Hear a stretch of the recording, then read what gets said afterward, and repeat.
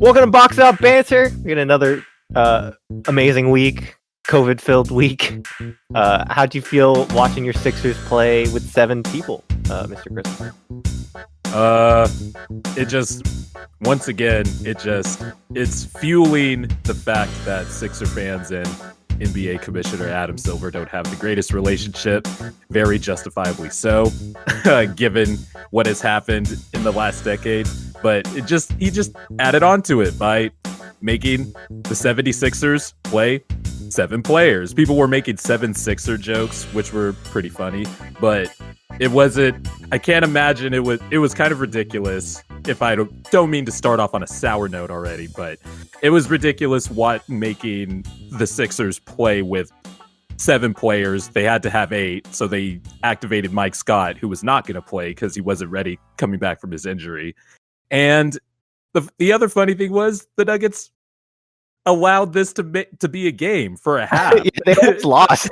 I didn't think they were gonna keep it up, but like the Nuggets, the other basketball takeaway I had from this was that the Nuggets defense just stinks. But unfortunately the realities of COVID have come, right? And we've been expecting this. This was like the big X factor, right? So now we have 2 games postponed. It's the Celtics and the Heat, and then the Pelicans and Mavericks game got postponed tonight.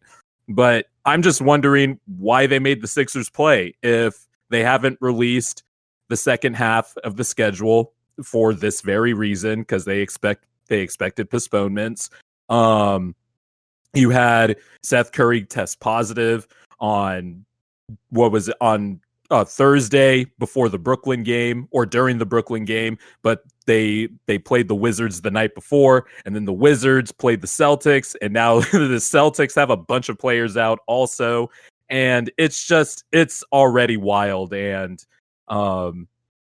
look, it's easy for us because everybody in the media and all that stuff is now playing into we shouldn't have a season and the moral high ground and stuff. And yes, I agree with a lot of what they say, but I mean, we also have to remember the big reason why these games are still going, right? Like there has to be not a balanced discourse, but like there has to be the understanding that the players also agree to this, unfortunately.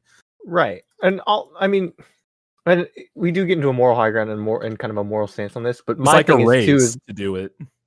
Right. I mean, my thing kind of goes to I don't think people that say we shouldn't play the season don't understand sort of like how important sports are to America and like to people just kind of around the world and what's going on. Like for me, I know personally, the couple months without sports and without anything going on, where everything was shut down, was really hard to like fill our day and kind of get excited about anything. And it felt really monotonous to kind of go through every day. And so having just something to watch and look forward to is huge. Just for like the morale of the country and the morale of the world. Yeah, there's definitely a morale aspect to it.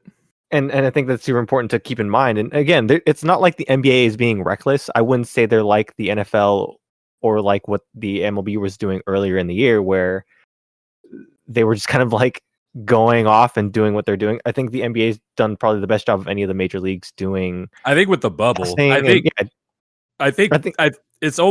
seems like it's like, and I didn't mean to cut you off there, but it seems like with the NFL, at least, there was like it seemed like they didn't have a plan, right? They went into the season, they were like, we're just gonna keep going.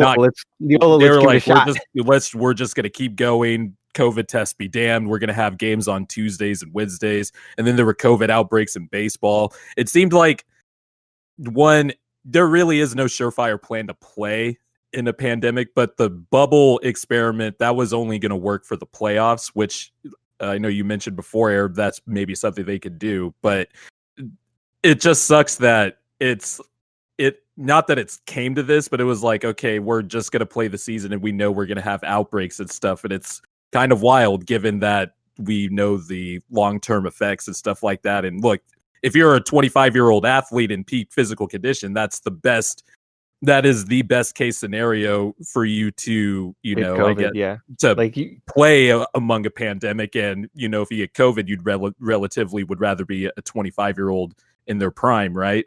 But there are still young people who still get affected by this and infected by this and have bad effects and long-term effects. It's just really, like, it makes me uncomfortable sometimes, but like, I've never really minded if the season would shut down just to, until we get this under control. But I get it. Like, if the players don't play this season, they're going to get screwed from the CBA side of things. We knew the implications if they didn't have if they didn't start the season in December as opposed to this month.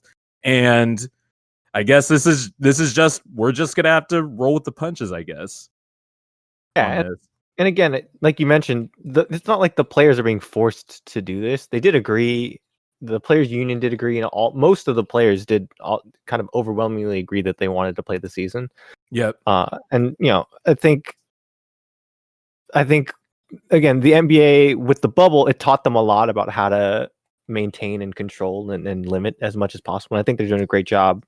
It was just hard to do for the most part. An open season like hard. this. Yeah, it's just hard with travel and all that stuff. Contact tracing's putting players out too, and they didn't even. Some of those players probably didn't even know they were in contact with somebody who. Yeah. So, and again, I think a lot of it.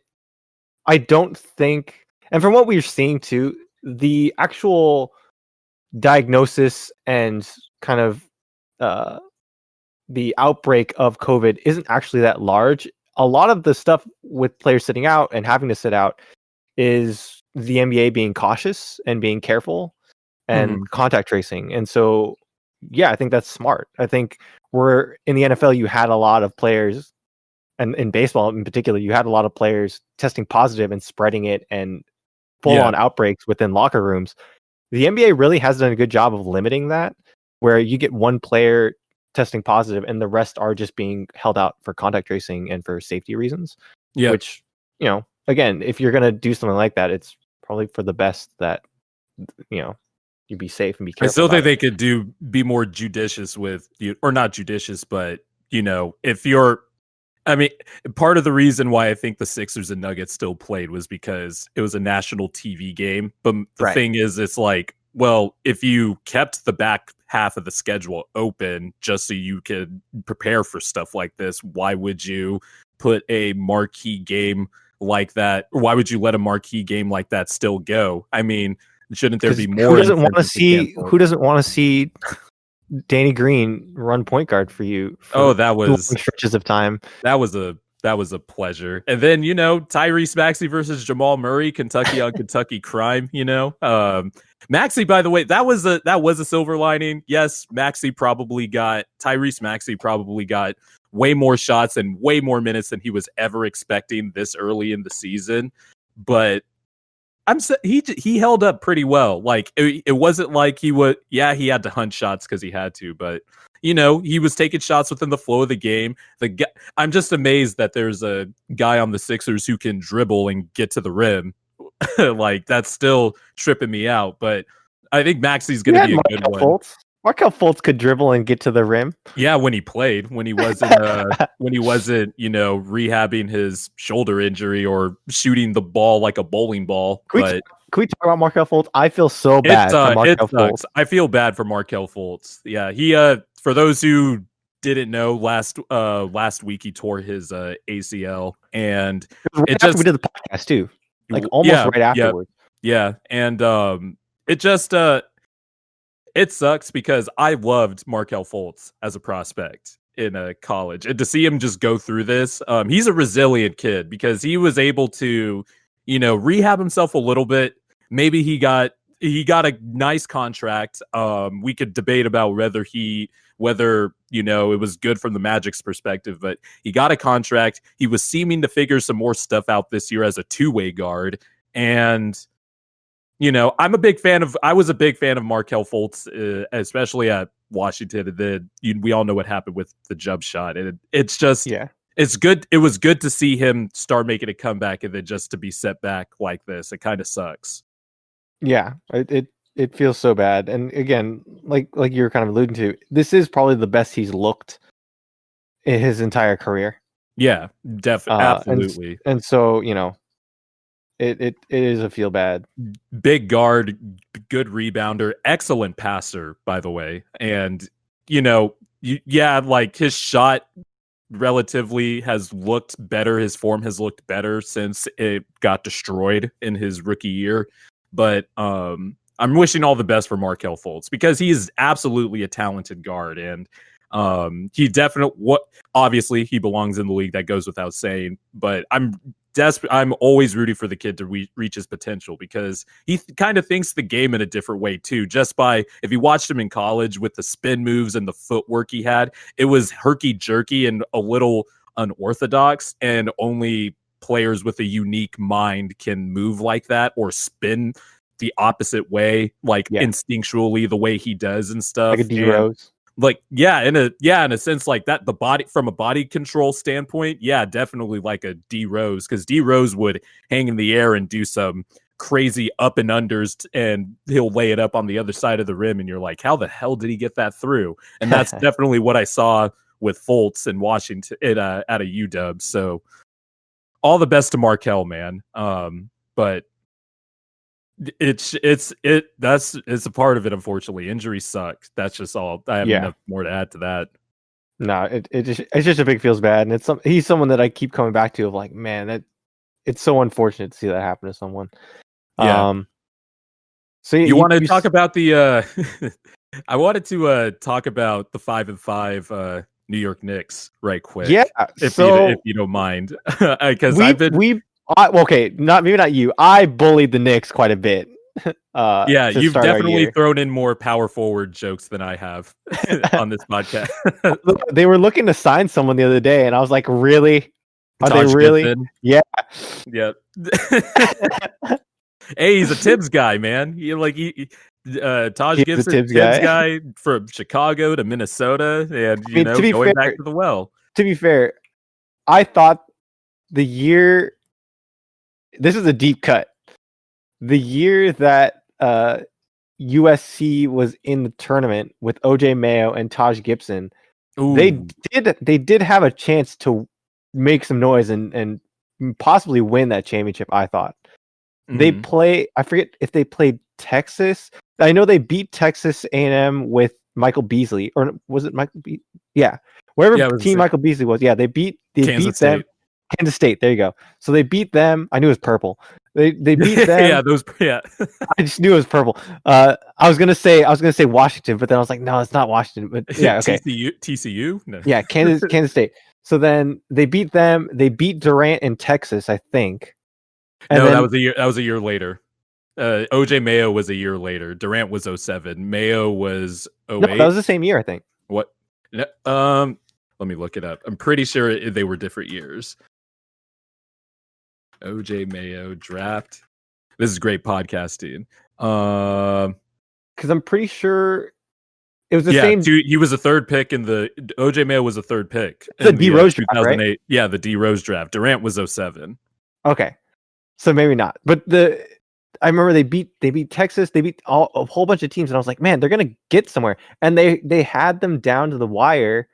I forget what team it was. It might have been, man, I don't remember what team it was, but whatever team it was, they had them down to the wire, and it came down to Taj Gibson being that defensive guy that he is in the NBA. Like, he is so he is such a smart and like instinctively good defender. Yeah.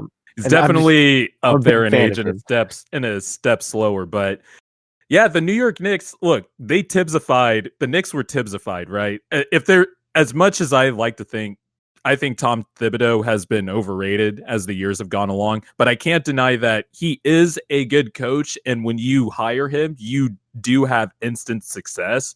And look, for the Knicks, it's for a bad team like the Knicks, who have been perpetually bad, it's about, when you make a change like this and a change in philosophy, it's about the low-hanging fruit, right? Like, that's what Stan Van Gundy's hoping to do in New Orleans. Just all the low-hanging fruit stuff that the Pelicans were bad at last year. And that's a little Zach Lowe-ism, the low-hanging fruit stuff. better rebounding, play harder, effort, the basic things, and then worry about the statistical low-hanging fruit you were bad at. That's what the Knicks have kind of done. They're 5th in defensive rating right now. Their offense is putrid. It's like 29th in offensive rating per cleaning the glass. But look, Tibbs has NBA players in his rotation. He's going to get them to play hard, and that's one of those things that has helped boost the Knicks this year. They're 5-5. Julius Randle is having a career year. All-star season. If he keeps this up, he's going to make an All NBA team, and I'm dead serious when I say that, because he's averaging 23, 11, almost 12 rebounds a game and 7 assists, and it comes in at a cool 59.6% true shooting percentage.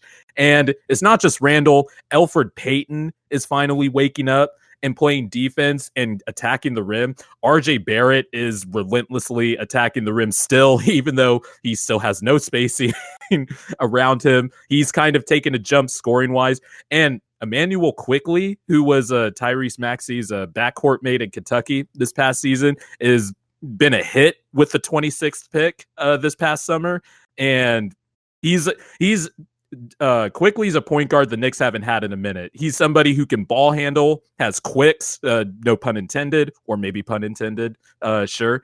And he could also shoot off the dribble. He's an elite shooter, and that is not automatically an NBA player because Quickly's still a rookie, but that is a skill set that is teams covet that, especially because Quickly is also a really solid playmaker. Like he's a legit point guard. So he's a great stopgap for them to wait for Frank Ntilikina. If Frank, I don't know. I think I sold the last of my Frank Ntilikina stock like last year.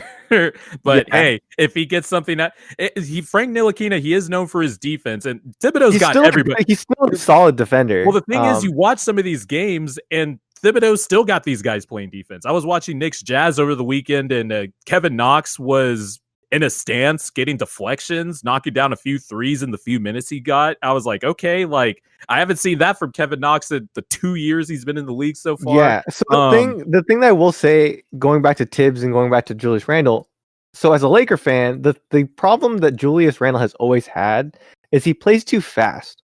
He tries to power drive his way through everything, and he just plays at a speed in which he plays at a speed that he thinks the NBA is moving at, right? He still plays like a rookie in that way, where, you know, when you're a rookie, you play really, really fast because you just think you need to. Yeah. And so he still has that kind of play style. And so when you watch him play with the system they have now offensively and with Tibbs, he's slowing down for the first time. And he's using his quickness and his versatility in short bursts rather than going full speed all the time. And he still keeps that aggression and that energy, and it's translating really, really well. He's in the 97th percentile in shots at the rim and field goal percentage at the rim. Like he's doing 37% from 3 too. Yeah, he's playing extremely well to his strengths. I still think physically and skill wise, he's still a gifted player. I think he's finally figuring out what he is in the NBA. And I think Tibbs has really kind of unlocked that for him in kind of a weird way, because you would think that Tibbs' offense and him as an offensive coach is kind of outdated. That's kind of like been a knock on him for a while. And so I think it actually works with a team or with a player like Julius Randle that needed to slow down. Yeah. And I've been a Julius Randle fan. I think there was always like a playmaking big that is a really good defender in there somewhere. I remember when Luke Walton was the coach, and you know, he made the kids like 15th in like defensive rating or whatever, and everyone's like, oh, that's impressive, you got a bunch of young kids to play defense. Like Julius Randle was like, he was also looked at, along with, you know, Zoe and Ingram, obviously. He was looked at as a guy that was like, okay, this guy's big bodied. He's played a few years in the league now. Like, he could switch multiple positions, and he showed flashes of that. Then he goes to the Knicks. Well, he goes to the Pelicans, and then he goes to the Knicks, and he's kind of lost for a bit. He's become a meme now because he's known for his same damn spin move. I mean, Basketball Reference Basketball Reference actually the only nickname they listed for Randle is Beyblade, which is pretty great. But it seems like, and Austin Rivers said something about Tibbs. He said the only way players get minutes under Tibbs is if they play hard. Like there's no negotiations about that.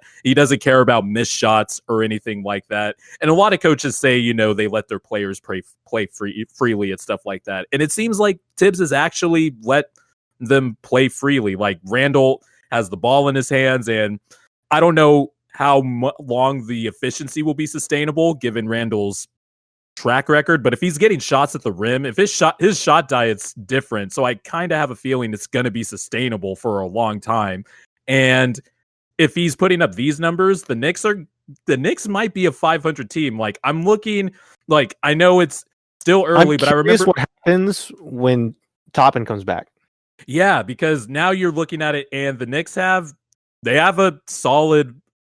I wouldn't say a solid rotation of NBA players because that makes it sound like I say the Knicks have a bunch of good players, but they have young, talented players like Toppin. You got Quickly, you got RJ Barrett. Tibbs is bringing the best out of Elfrid Payton. Reggie Bullock has sort of revitalized a little bit as a floor spacer in that starting unit. And then Mitchell Robinson, who I am always endlessly fascinated by because the guy's an outlier shot blocker, an outlier athletic freak at the center position, and also he fouls the hell out of everybody. If that is somebody Tibbs is probably just sweating, having meat sweats over because he just wants to mold Robinson into the type of player he sees, and it's kind of working a little bit. My point is, I think our people who we know that are Knicks fans, especially our buddy Garrett, they should definitely be invested in this squad because they are fun. They play defense. I'm actually watching Knicks games is what I'm saying, dude. Like I'm actually actively seeking out watching Knicks games because I'm like, oh, they beat the Bucks by 30. Well, let me rewatch this game. What the hell happened? Oh my God. Julius Randle had 28, 16 and 8 or whatever. Like Barrett is having 25 points. The Knicks are cool right now. It's cool to see. Yeah. I'm excited to have them kind of be good or at least be competitive. If you look at the snapshot of the standings right now, it's so weird. Standings in the East, it's really weird. Like I don't know what you think about it, but like we have a bunch of teams that are in the East. We have a bunch of teams that are 5-5, 6-4, but then the contenders like the Heat and the Nets are in the 9-10 spot. The Nets have been going through COVID stuff, Kyrie for personal reasons. I have a feeling we're going to find out what those personal reasons are soon. He's missed like 3 straight games in a row. So do you buy that he just doesn't want to play? I don't buy that. I don't see. It seems like a very Kyrie thing, though. It seems like a Kyrie thing, but like usually when he's not played for personal reasons, there's always been a reason. So like when he didn't play for personal reasons before, like we find out his grandfather died, right, and stuff like that. Like I always get iffy with Kyrie because yes, with the flat Earth stuff and stuff like that, there are comments where he just brings it on himself, but like also like that's like 10% of it to me. Like I see a dude who is, obviously he's thoughtful. I do think he's intelligent, although he says I think he has misguided intelligence. We could say that. And then but unfortunately it's to the point now where he's brought it on himself, and so anything that he does now, it's going to be under the spotlight. And when I saw personal reasons, I was like, okay, there's probably something that's going to come out, and we're going to be like, because it feels like over and over again, especially in this last year, there's some Kyrie news, we react to it, and then it turns out it's not as big of a deal, or it's actually the complete opposite of what we thought, and we're just like, oh, okay, well, never mind. And then either way, Kyrie's reputation still takes a hit, like with the whole Woj disruptor piece over the summer when Kyrie was just doing his role as a VP of basketball ops. I always get I guess I am empathetic when I talk about Kyrie because I do think he's a good kid. He does bring stuff on himself, but like I don't think he would miss a game or whatever. I mean, I could see it with everything going on in the world, and especially here in the U.S. I can see he had legitimate personal reasons, and maybe there might be some thresholds where some people might not consider it personal enough to miss a game, but for him, he might, Like, I respect that, and I think like that's a little bit of a. You can agree or disagree that that him not wanting or feeling like playing a game is a valid reason to miss, but like I don't know if that is the true reason or if he's just saying that, right? Yeah, I don't know either. But I hope whatever he's going through, I hope he comes out at the better end of it. Right. I will say, like, I remember I saw a tweet. I don't know if you follow Dragonfly Jones on Twitter. He's one of the funniest Twitter accounts to follow, just FYI. But he had a tweet a few years ago where he was saying it wouldn't surprise him if like Kyrie's like 30 and he just decided one day to just walk away, because he is a different type of dude. Like that is the one thing I will like. He is a different type of dude. He moves and thinks differently. And it wouldn't surprise me if I did see that a few years from now. But I think he loves the game. If we know anything about Kyrie, he's like a student of the game. Like that's probably him and Kevin Durant were obviously psyched to team up. That probably just for the countless hoops conversations on the bus and stuff like that. Right. And I don't think Kyrie would just miss games because he didn't feel like playing. I don't think that's he has more respect for the game than that, I guess, for lack of a better phrase, if I can't find one. But yeah. So looking at these standings, getting more back into a basketball discussion. Looking at these standings, I think we have the same team here, but what team at this early stage of the season, we are officially like 1/7 ish of the season, of the regular season done. What team are you the most concerned about? Are you talking about both conferences? Or are we still in the East? Or both conferences. Okay. So I think we have the same team, but I am extremely concerned about the Denver Nuggets. Yeah. Their defense is a disgrace, and it's gotten better over the last few games or so. They're 22nd in defensive rating per cleaning the glass, but I imagine they're going to be fluctuating between 22nd and 30th for pretty much the whole season. They lost Jeremy Grant, who is balling in Detroit, by the way. Like, talk about bet on yourself. Like, Jeremy Grant has been awesome so far in Detroit. They lost Torrey Craig. Paul Millsap is a step slower. Jokic, although he is an intelligent defender, if you get him out in space, we all know the story there. Michael Porter Jr. he gets lost, and then also he still gets pushed around. Their defense is horrid, and the only reason the Nuggets are 500 right now is because they have the third best offensive rating per cleaning the glass at 117.1. And that's because Nikola Jokic is a goddamn alien. And if it wasn't for Nikola Jokic, the Nuggets wouldn't even be sniffing 500 right now. And one of those wins I have to mention came against the 7 Sixers. So, and the reason we brought that up... some of their losses too were the opening night, or not the opening. Well, yeah, the opening night, like their home opener against the Kings and stuff like that. Stuff like that. Like I'm not super concerned. When I say concerned, obviously I think they're still making the playoffs and this will be fine. But yeah, the defense is the most concerning. Yeah, that's the thing. Like, that's what I bring up. That 7 Sixers game is the Sixers made it a game in the first half. I thought that game should have been over by the first quarter, especially because we were starting 3 rookies, 2 of which were on a 2-way, and we were playing Danny Green at point guard, yet it was still a game. But because the Nuggets defense was a layup line, Tyrese Maxey got to the rim with impunity. They have no rim protection. They also have no wing defenders. Their best defender out on the perimeter is Gary Harris, but Gary Harris forgot how to shoot a basketball, so he's a huge negative on the offensive end. I have we were talking about last week, I did a Sly Hooper pod last week where I was talking about early trends that I think are going to last through the season.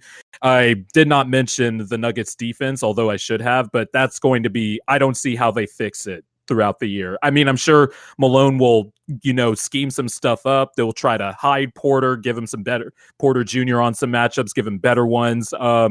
Maybe they play a more conservative scheme, but I just don't see how the Nuggets fix their defense. And I think they're well on their way to being a at max second round exit, and that's the best case scenario, I think. Yeah, I mean, I also think that there's a argument to be made that you could maybe say that they should pick up Taj Gibson. Taj Gibson should be something that they're looking at. I think Jordan Bell is still a free agent as well. Like just kind of bigs that can defend the rim and rebound would help them a lot. It would. Just one or two to just kind of get them in the rotation. Yep. Corey Brewer is another guy that I was looking at and saying, like, why is he still a free agent? These are guys that they're not barn burners, but at least they'll help the Nuggets. They're solid guys that can help, right? Yeah. Damari Carroll is another one that you kind of look at. Tyson Chandler. Wilson. Oh, Chandler. if you were watching the Sixers Nets game on Thursday, Damari Carroll was in the game, according to Chris Webber and Marv Albert. Dude, look, I'm sorry, I don't want to bury a legend or bury a very awesome basketball player, but it's time to hang it up, dude. It was 5 years ago was time to hang it up, but it's definitely home broadcasting in the era of COVID. Like, broadcasters are usually doing this from home now, and so there's some of that where it has put more of a spotlight on Marv's flaws, right? But it has gotten bad now. He called Chris Chiozza Landry Shamet 3 times in one possession. It was like Shamet with the steal, Shamet with the drive, Shamet with the layup, and it was Chris Chiozza the entire time. Yeah. And Shamet is on the other side of the court. And then it rubbed off on Chris Webber, and he called Taurean Prince, Damari Carroll, like 3 times in a replay. And I'm like, to be completely fair, Damari Carroll, Taurean Prince, and Jay Crowder all look like the same dude. I mean, I get black dude with dreads, so I guess I can understand why they have the same playing style, the same role. Like, yeah, they're all the same dude. Yeah, so I guess to an older basketball broadcaster, at that point, if you're just going off fumes and instincts, Marv is probably just seeing that same type of player on the court. It's like, oh, Carroll or whatever. But no, that was Chris Webber. There's no excuse for Chris Webber. I'm sorry, Chris Webber. Come on. The thing with Chris, and the thing that's funny, I know Chris Webber takes a lot of shit, and deservedly so. But the thing is, it's so weird. When I watch Chris Webber, he still has like really good insights and nuggets where you're like, damn, Chris Webber, I didn't think about that. He does. You know what? Does. You got me here. And then all of a sudden he says something, you're like, oh, Chris. And it comes off in a very Kevin Durant real hooper way. You remember when Kevin Durant had that real hooper type thing? And I typically just don't vibe with those kind of people. Like, Chris very much talks in if you know basketball, then you do. And I'm just like, okay, mute. Like, mute. But no, yeah, it's time to get I love when Kevin Harlan's on. I love when Brian Anderson's on. Like, Ian Eagle, like, play.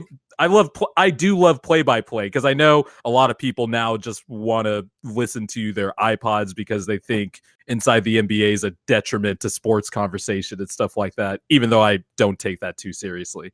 But like, I still love Inside the NBA. Oh, me too, dude. It's been with me since. Yeah, we grew up with that. We grew up with that. Like, I don't even know how long Inside the NBA has been with us. There's so many great moments, like Chuck literally kissing Kenny's ass, like his donkey. Yeah. Or do you see the clip from this weekend where he was drinking the coffee? He's trying the coffee. Oh no, I didn't. I missed the, I when the Sixers game was over, I had to kind of get back to work a little bit. Yeah, they had like a local coffee shop bring like healthy coffee for Chuck to try, and so it's like organic black coffee. Oh my! Watching him try this stuff was hilarious.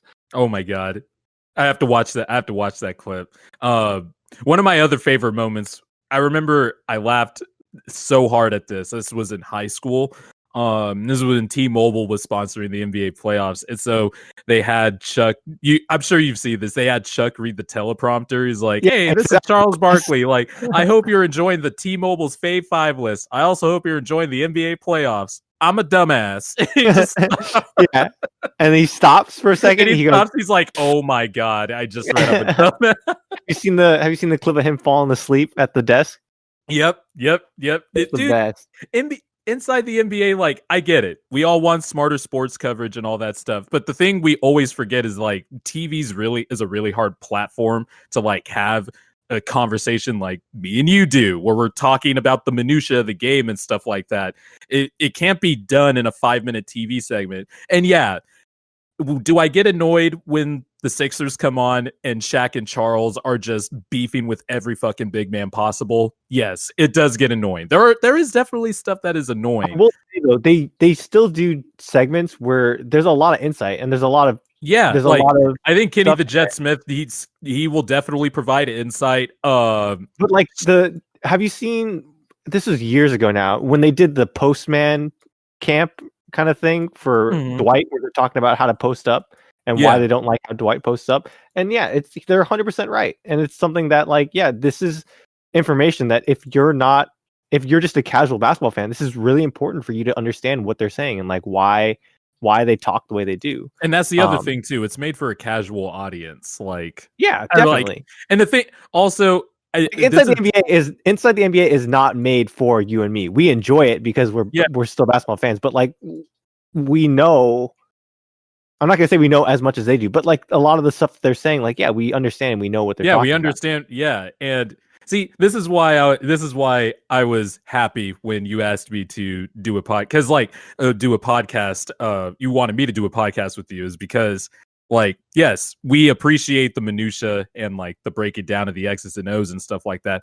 But I personally like all the other parts of basketball that come with it. And look, there is definitely going to be some bad with it, but like I like shows like Inside the NBA. I like doing barbershop talk and stuff like that, even though there is a limit to how much I could take if I hear a bad take or something, like we all do when we talk about stuff. Yeah, but like, of course. I'm trying, like, there just seems to be, as the conversation of basketball has leaned way too, like the pendulum swung way too far to analytical and stuff like that. There was like a effort to like push down shows like Inside the NBA and stuff like that, because they don't like what they say or they don't think they provide insight. No, it's not top notch Zach Lowe, whatever, insight or whatever, but these dudes are legends, which is awesome. It's always cool to see legends, and it's cool to see legends chop it up in a barbershop way. I love it when Shaq and Chuck rib on each other, even though Shaq needs to come up with a better jokes than 4 rings. That's what he needs. That's the only thing he needs. I guess that is the only joke he needs, but I would like to see more variety. But those shows are awesome. So yeah, leave my Inside the NBA alone. And the thing is that's great. And I think the thing that was, so obviously the Kobe stuff was hard to deal with. And I think it was especially hard to deal with for NBA fans because the NBA really is the game and the sport and the league where legends are still around and legends are still active and involved in the game. The NBA does the best job of any of the major sports leagues of getting their legends involved, of keeping their stars involved in the game post career. Right. And so, you know, Shaq's still around, D-Wade's still around, even Michael's still in the league, Bird and Magic and all, like, you know, even Bill Russell's there every finals handing out that trophy. Like all of the legends of the game are still around. And so losing Kobe in that way is such a weird, jarring thing for NBA fans because now he's kind of the first legend where you go, oh, he's not here anymore. Yeah, we're almost coming up on a year on that, and it honestly, I still haven't had time to process it. But I still remember that morning. But we'll get into that when the anniversary comes. But we'll probably do a whole episode on that. But it's like, the league treats its legends like no other sports organization, and to lose a figure like that is devastating. But but that also, in a way, it speaks to just how cared about these legends were, Absolutely. in our sport and stuff like that. And how much the NBA cares about them too. Yeah. And how much the NBA puts them in positions where they can share their knowledge and share their personalities and be who they are. Yeah. But yeah, going back to the inside the NBA stuff, regardless of whether or not you agree with what they're saying or whether or not you think they should be more analytics based or whatever, there's no doubting that they know what they're talking about. And there's insight there, whether or not you agree or disagree, there is insight to what they're saying. And if you completely disregard their knowledge and what their words are and their opinions, they're not going to know the salary cap, and no, Shaq probably watches like 2 Hornets games a year or whatever. And watching Chuck who he play for is never not going to be funny to me. I'm kind of lukewarm on that, honestly. I think the first go around, it was funny, but it became an anniversary type thing, and then I'm just like, this actually isn't good. Well, to me, it's stuff where it's only good because they're using players that are like kind of switching teams every year, and like it's kind of a meme of like how often they switch teams. And also a meme to make fun of Chuck. Yeah, but like it's players where it's like you ask the casual NBA fan, and you're like, who does this guy play for? And you're like, does he still play for this team? I don't fucking know. And it's like, that to me, it humanizes them, and it brings the levity to it. I enjoy it quite a bit. But it's a referendum every year on NBA Twitter. It's like, oh my god, he doesn't know that Markieff Morris is still on the Lakers or whatever. And like, yeah, he's not using Markieff Morris. He's using like a lot of the time. I'm just throwing out an example. It's like fringe NBA players where it's like, dude, I guarantee you 90% of NBA Twitter did not know who that guy played for. Yeah, they just Googled him right now so they can have a take. Inside the NBA is it's a Hall of Fame show. Like it is part of basketball lore, and you don't have to agree with everything they say, but that show's funny as hell to me. So that's the other thing too. You just got to go into it knowing what you're getting, and I've learned that as we've gotten older in our old age. And again, even if you're just watching it for fun, there is you have to be able to take some nuggets of what they're saying. And, absolutely. Like you have the mindset of a player, whatever. Mm-hmm. And like what they're looking for on the floor, and when he says, he should be looking for this or doing this, and like, yeah, okay, I see your point, and I don't if you discredit what they're saying, then you have no idea what you're talking about.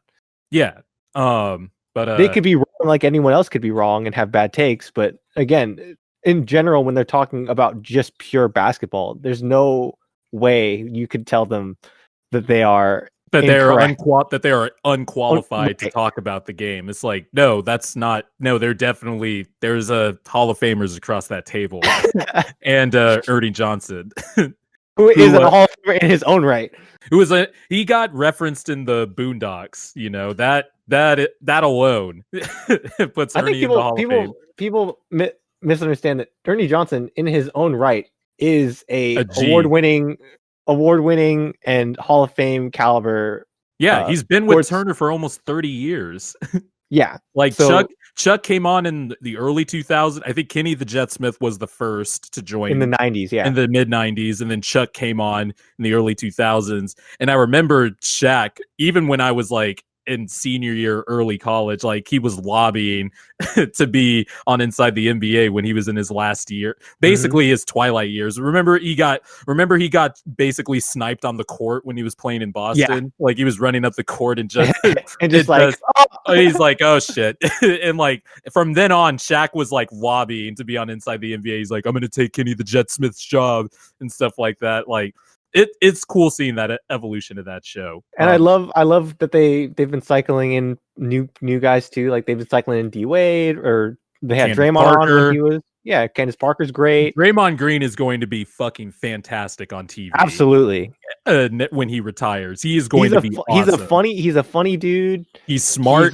He's funny. Smart. Like he seems to know the balance of what to say when it's his turn to talk on TV and stuff. He's picked this, like we all know with Draymond's IQ, he picks up stuff very quickly. So and he knows when to banter and when not, and he's great. Speaking of Draymond, we went a long time about inside the NBA, by the way. We I like did. it. I like it. I like it. Because it needs to be defended. But It does. So it's been 10 games, and I know I said I'm waiting 10 to 15 games before I give a semi first assessment of the Warriors, but what are you feeling about the Warriors 10 games in now? 6-4, had some big wins over the Clippers, the struggling Raptors, who I'm still holding out hope will turn it around, but they've gotten some decent wins. Wiggins is playing solid. My thing with them is I think Wiggins is playing above what his normal average is going to be. I think he's going to go back down to earth eventually. I think Kelly Oubre is going to balance out. I don't think Kelly Oubre is going to be this bad. Positive regression. Right. I think he'll kind of level out as well. So I think those two things will cancel out. I think Draymond coming back gives them a certain level of stability. I still think they have no depth and they're very bad. I think Steph is playing at probably the best we've seen him in a few years, carrying this load. I'm curious how long he's going to be able to do that for, given his age and given the amount of wear and tear the course of a season like this is going to have. So that's concerning. But I think overall, I think they're middle of the road, and they're not as bad as they were at the beginning of the season. I think they're starting to get comfortable, but I think it's all going to depend on whether or not Wiggins can keep this up, and whether or not Wiseman is going to take another step, because he's getting more and more comfortable. You can kind of see that on the floor. The only thing, again, my concern is their depth, and then defensively. I think that there's huge holes defensively. I think Wiseman and Draymond both being in there, and Draymond kind of being able to pilot Wiseman a little bit and guide him has been helpful. Right. But I think their wing defense is pretty poor. I think that overall they're going to have a very up and down season. It's going to depend on whether or not their season rides on Steph's shoulders, and whether or not he can keep up this level of play over the course of this season, where he's going to have to play a lot of minutes. So after about 10 games, I didn't think the Warriors were going to be as bad as they were out the gates. They were putrid. But there have been a few things that have kind of stabilized the Warriors. One, like we talked last week, Draymond is back, and one side of the floor is kind of stabilized, because you look at Draymond Green, when he's on the court, the Warriors have a 108 defensive rating, which, it's not elite, but it would be above that. It would be a top 15 defense per cleaning the glass. When Draymond was off the court, the Warriors had a 113.7 defensive rating, I believe, which would have put them basically right around the Toronto-Detroit range, so 24th, 25th, and then 108. The defensive rating of 108 would actually, now that it's finally loading, it would put them in the top 10 if you extrapolated it out. So they've gotten a stabilizing force on one end, and then the Warriors are starting to finally realize that Stephen Curry should have the ball in his hands a lot more, and any off-ball stuff in every game. They should just give him the ball. And any off-ball stuff, it should only be Draymond operating the dribble handoffs and directing traffic. And that's it. And Wiggins, he's played above his level, but I think he could.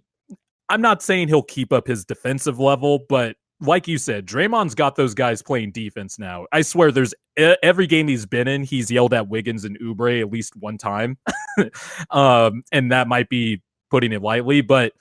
The depth, like you mentioned, it does scare me, because you never know what you're going to get out of Damian Lee. Brad Wanamaker, he is a okay backup point guard to Steph, but I mean, he's not, a world beater or anything. Wiseman, he's still figuring it out. He's still a negative player. If you just look at net rating, like -1, I think. Yeah, right? he's -1.7. Yeah, but he's a rookie. He'll figure it out. He'll get more minutes too. I imagine his minutes count is not what you'd expect it to be, because he had a really weird didn't have a training camp, and his first NBA action was opening day. But, I'm looking at the rest of the West, and, we were mentioning earlier the snapshot picture of the league, and it's bunched up in the 4 to 10 range. So you got the Jazz and the Warriors right now are tied for 4th at 6-4. The Mavericks, I'm still trying to wait and see if they could become Kristaps comes back this week. When that'll be huge. I'm still trying to see if if Kristaps really helps the Mavericks defensively, rim protection wise, sure, but the Mavericks are still aren't considered, an elite defense. I wonder if their defensive rating right now. I still wonder if it's going to hold up. Sure. And with Kristaps coming back, I'll be really interested to see that as well. And then you look at the Blazers. The Blazers are just they haven't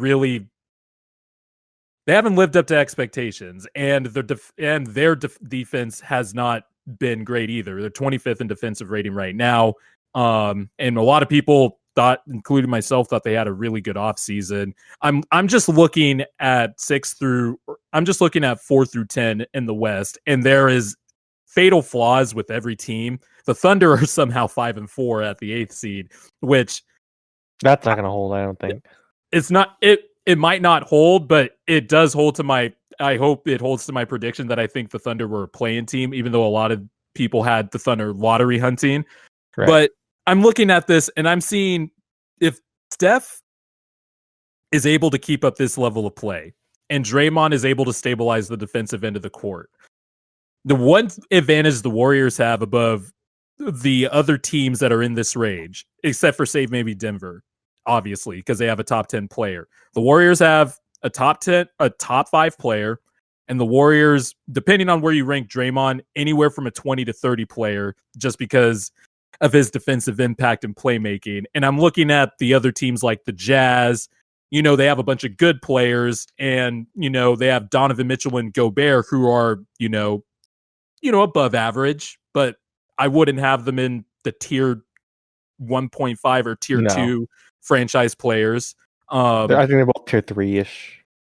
The Blazers, they have Damian Lillard, but my point is the Warriors have advantages where they could take advantage of teams 4 through 10 in the West. And I think if Steph Curry keeps the Warriors around a 4th or a 5th seed, he'll be in the MVP discussion. And whether you agree with it or not, he'll be in the MVP discussion because this team was expected to be bad after the Clay injury, maybe make the playoffs, but the Warriors are figuring some stuff out. There is stuff the Warriors are figuring out that I could see could last through the season, I guess is what I'm saying. Right. Moving on a little quick, speaking of teams that are figuring it out, this might be a hot take, but I'm still saying watch out for the Pelicans. They look really, really good for 3.5 quarters. Everything. Yeah, I that Pacers game they choked away last week was a masterclass. They look so good, but they're doing the classic young team thing where they take their foot off the gas. Yep. And then I don't expect that to continue, especially not with a veteran coach like Stan Van Gundy. That's kind of like a workhorse. I don't expect that to continue. But if they put it together and they figure out how to close games, they should be a lot higher than they are. They choked away at least. I've watched most of their games, but at least 3 of them that I've watched, they've choked away. Mm-hmm. And so I think they're a lot more dangerous than their record insinuates here. Absolutely. So. And I honestly would trust them more than a lot of the teams ahead of them. Like I would trust them more than the Spurs and where the Jazz are and the Mavericks right now. Mm-hmm. In terms of just watching them play. So they're off the Pelicans starting 5, their offense, it's it's decent. It'd be in the 56th percentile among offensive ratings for cleaning the glass. It's 114.5. But their defense has been good in this lineup. Their offensive rebounding percentage is out of this world. And that is obviously expected with Zion and Steven Adams in the middle there. And then their free throw rate is also really high.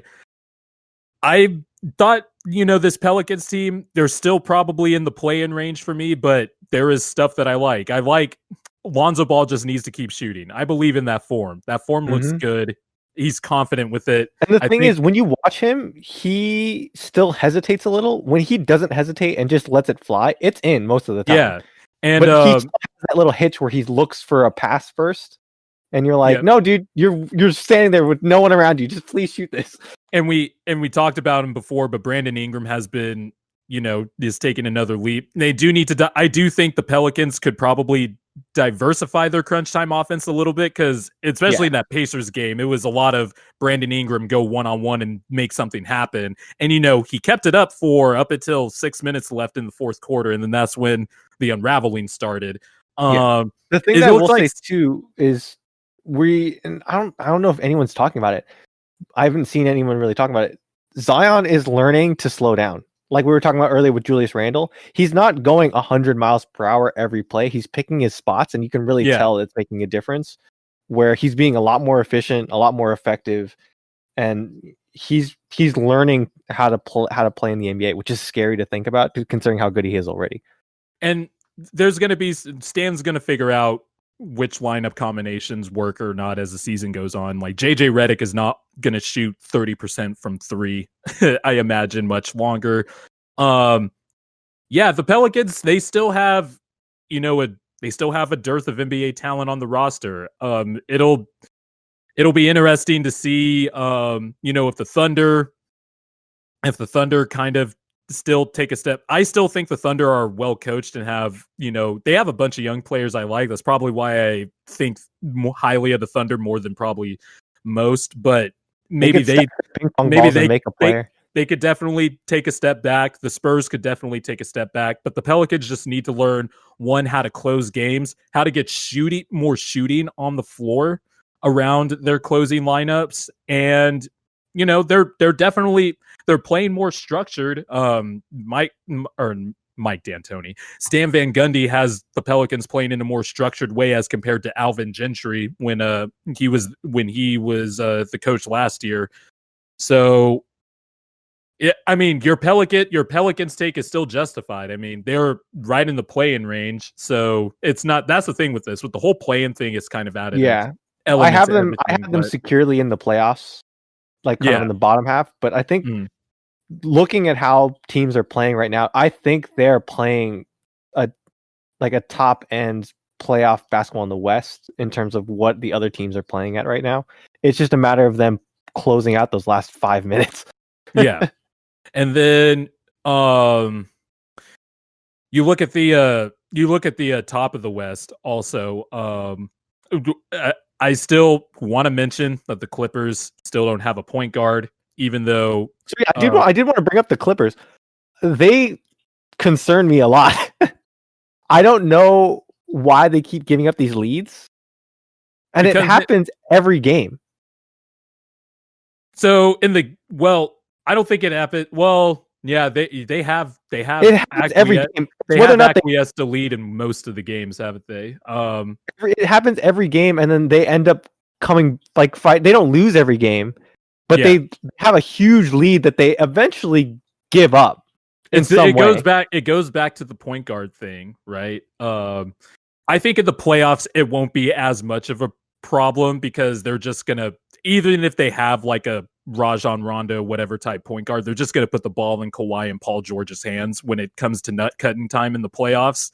But I'm still looking for this team to get a point guard because, it's not just, setting up the table or whatever. There's just some situational awareness stuff, right? Where like if a team goes on a 6-0 run and they cut your 12-point lead to 6, your point guard we'll usually be like, all right, let's slow it down. Let's make sure we get a good shot here. If we miss, we go back on defense, whatever. Like, there's just stuff like that a point guard can typically feel throughout a game that not necessarily a Pat Bev or a Reggie Jackson or might. And while Paul George has taken a leap seemingly with his playmaking so far, and Kawhi Leonard is still hovering around 5 assists per game, those are still not guys that I'm going to... The playmaking still isn't their best strength.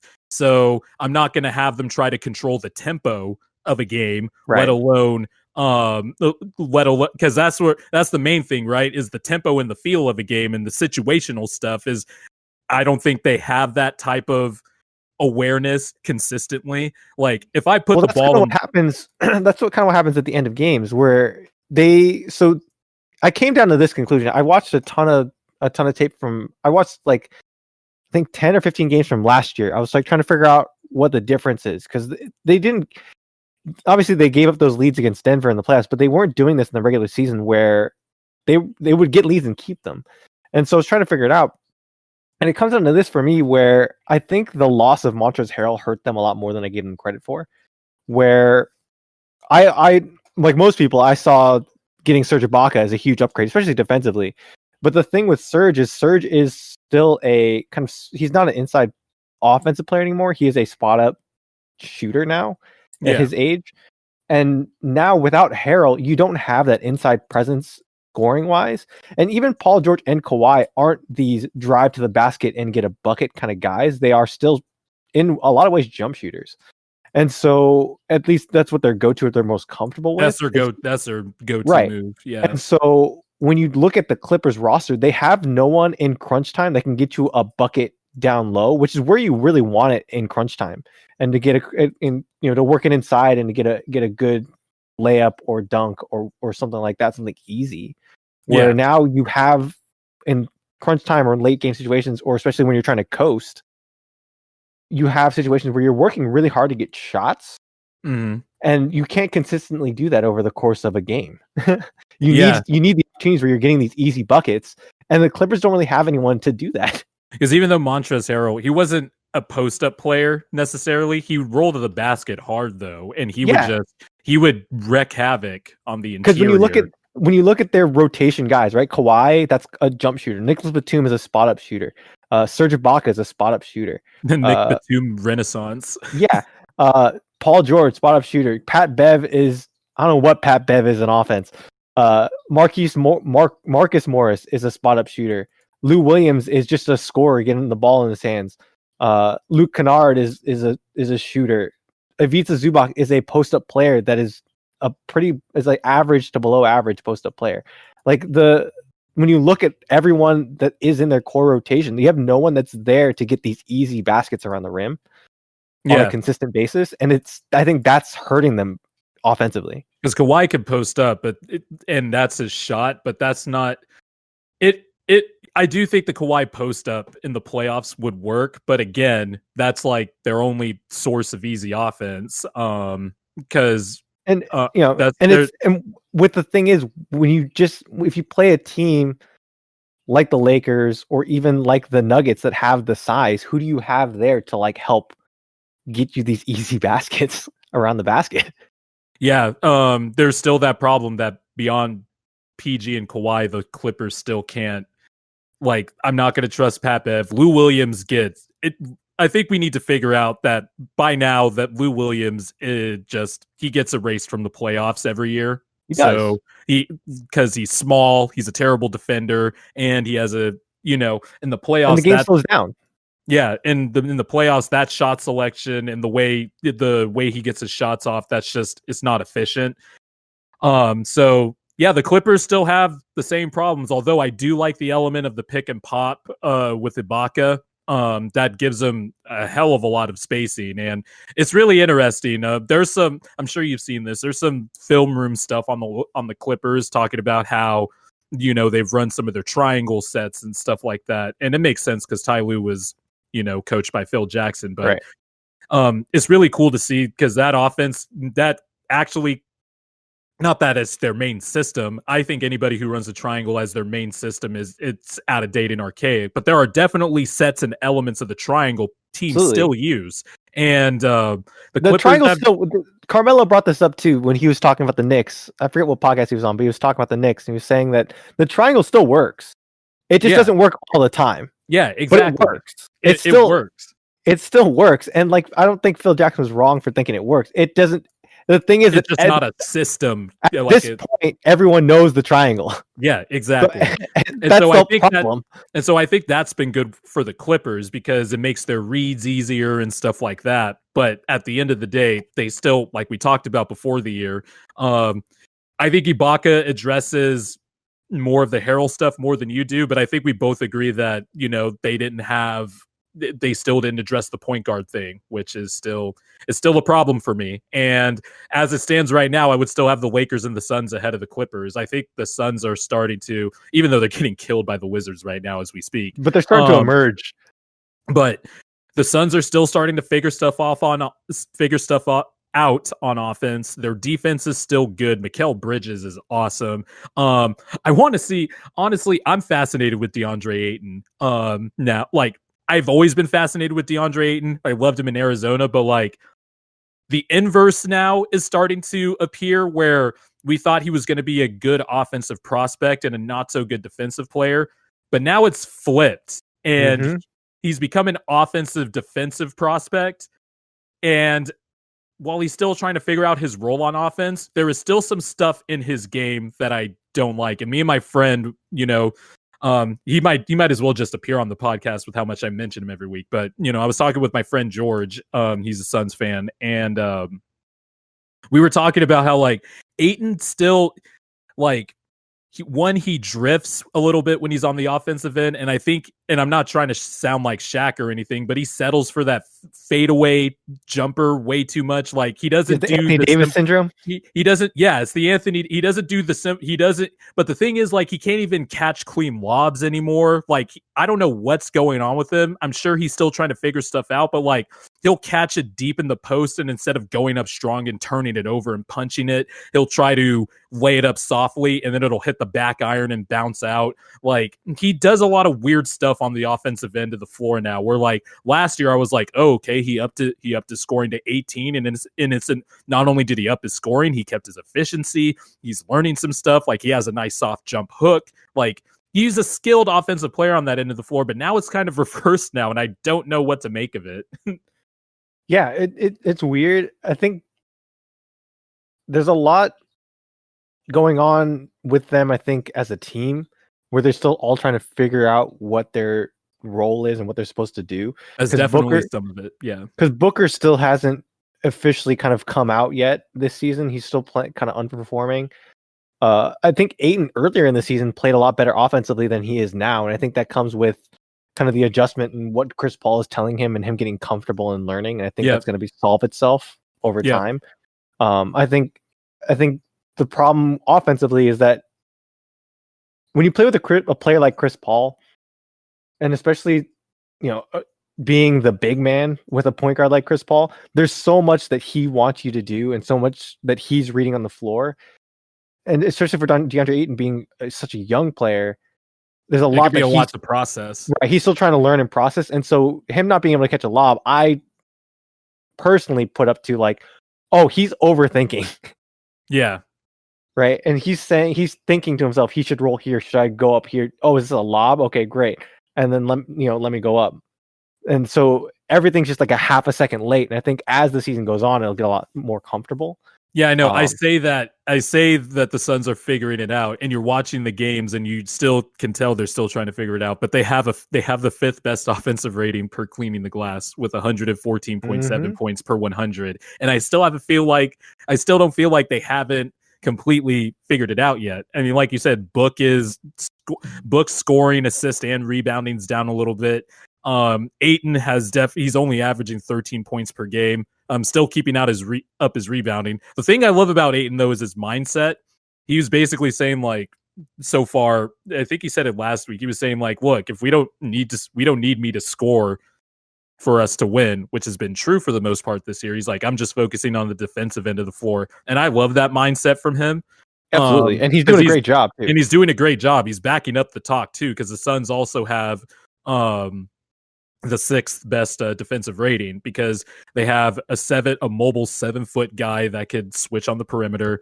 They have all the wings we talked about, all the guards we talked about, on top of one of the best point guards of all time. And I've really liked this late career renaissance from Chris Paul, because it is kind of I think his reputation is kind of boosted in a lot of people's eyes, but I think he's reminded a lot of people that he's one of the greatest players of all time, like with a bullet, like full stop. Absolutely. Because with the Thunder, everybody thought his career was done. Like, this was it. This is the old Jason Kidd years. He has that big contract. Nobody's going to want to pick him up. Chris Paul goes vegan, and all of a sudden the Thunder are in the playoffs, right? And then this year, and then going into this year, we were like, oh, the Suns traded for Chris Paul. And then people like you have them boldly in the Western Conference before the season started. So like the 180 flip we have done on Chris Paul has been just awesome to see. So absolutely. I think the years with Harden and having to share the ball with Harden, with how that Rocket system was run, I think hurt him a ton. I think it was weird before that trade happened to Houston that there was a lot of, can Chris Paul and James Harden play together? I don't know if you felt that way, but like I was like, guys that could dribble, pass, and shoot. Yeah, I didn't think fit together. I didn't think they weren't going to fit together. My thing was always like, are they going to maximize their potential together? Which is a different question, right? And I don't think they brought the best out in each other. But I don't think that there's a question that players with their skill set and their talent level can play together. I don't think that's a problem. I think it's a matter of, are you using them for the best? The way the Rockets played, it definitely felt like it was like the most maximum version of your turn, my turn. Yeah, I mean, it felt like, this is a deep cut too. It felt like the Carmelo AI Nuggets. Oh my God. I have a soft spot for those teams. So do I. I love those teams. I have a soft spot for those. But teams. Like when you have those teams with JR and Kenyon Martin and Marcus Camby, that's a lot of going on, okay. Eduardo Nahara. Yeah. Nene, I think Nene was still on those teams, yeah, right? Young Nene was on that team too. Anthony Carter. I don't think you can split the ball into that many pieces. That's a lot of ball to go around. Yeah. But yeah, to me, it came down to a thing of, I didn't think that they maximized I don't think they brought the best of each other. I don't think they made each other better, but I think, they obviously had success together and they played really well. Yeah. But yeah, I think that hurt Chris Paul just in a way of like, oh, he's not handling the ball as much, or like, oh, he's not doing as well. Well, yeah, because he's pretty much splitting ball handling time with another guy that makes him has a historic usage rate. Yeah. You know what I'm saying? Like, I think by comparison, just standing next to someone that has a usage rate that's high and is winning MVPs, I think that that kind of lowers your value, right? Yep. But Chris Paul has kind of turned himself into like a mini Dollar Tree version of what LeBron has done with his body, like as he ages. Like, and it's cool. He was on a JJ Redick podcast and he was talking about it. He was like, look, LeBron figured it out. And then once I figured it out, it clicked. I got it. And I was like, oh, okay. Like, because we always hear about how the great players, they still figure out ways to still be effective as they get older, but it's tougher to do for point guards, especially small point guards. But Chris Paul has he's figured it out. So shout out Chris Paul. Most small point guards are, I think we talked about the last week, most small point guards are predicated on their athleticism and their quickness. And so Chris Paul was never that player. Chris Paul was always based around like his skill and his intelligence and his kind of savvy and his feel, right? And so he never really leaned into his athleticism. Obviously, he did when he was younger. He was more athletic and he was quicker, and he was impossible to guard. He yacked on Dwight Howard. Yeah, but he never leaned into it, right? It was never like the core part of his game. He was never AI or Derek, where he just went 100 with his athleticism all the time. And he wasn't like a top tier athlete. No, and that's something to the note. I think, did you watch? There's another JJ Redick podcast with JJ Barea recently, where he's talking about. I haven't watched that one yet. So he was talking about Luka, and he said the scary part about Luka is that Luka hasn't figured it out yet. where Luka still thinks that he can like eat whatever he wants and like, you know, we definitely see it this year. eat hamburgers and you know, not work out till, you know, not that he's not trying, right? Like I think people misunderstand, like it's not like he's not trying, but there's a different level. There's a different level of understanding commitment. Right, and understanding what it takes to like be that next level. And so once he does, JJ thinks that once he does, like he's gonna be insane. Oh yeah, and, absolutely. You know, absolutely right. Because remember, he's only 24. Luka? Oh, no, he's 20. He's 21. He's 21. I'm sorry. Yeah. He's super young. He could just be able. He's just now able to buy a beer. Yeah, insane. I know. I know you have a hard out, so we'll end it there and wrap up. But yeah. And any games you're looking forward to this weekend? Looking at the schedule. Anything you're looking at? It'll depend on, you know, if COVID is affecting every team. But, you know, I'm looking forward again to the Lakers Rockets. It was funny seeing the Markelle Morris boogie thing last night. That was like when worlds collide, like two just burly, tough dudes. And, you know, Markelle tried to push DeMarcus and he didn't move at all. He couldn't move him. Like DeMarcus is, I have a soft spot for DeMarcus Cousins, as everybody does here in Sacramento. But that was funny, but I'm looking forward to that game. I want to chippy at the end. Like what? So the Lakers Rockets game got really chippy, like in the middle of it. There's a lot of text in that game. Yeah. I'm kind of I'm not worried about the Rockets, but it's kind of what we've thought would happen is kind of seemingly happening so far as team wise.